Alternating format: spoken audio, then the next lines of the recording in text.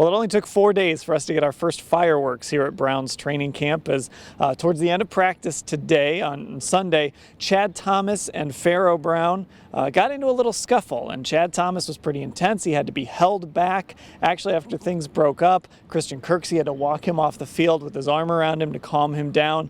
But Scott, that was really kind of just the start of things.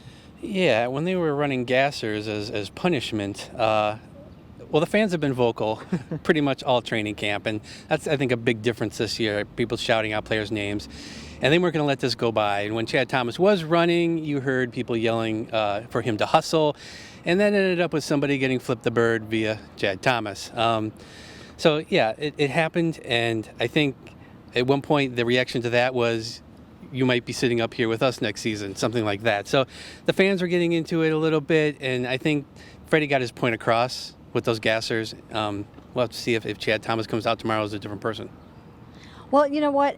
We asked Freddie about this afterwards, and I thought he did a pretty good job of supporting Chad Thomas, saying that he will handle this behind closed doors. The one thing that I still think should happen, though, even though this was the heat of the moment, and even though tempers flare in practice, I still think it would be nice if Chad Thomas could issue some kind of an apology to the fans. You know, there's kids out here, a lot of fans saw it, and I think just to wrap this thing up, he could just say, sorry about that, didn't mean that, and everyone can move on.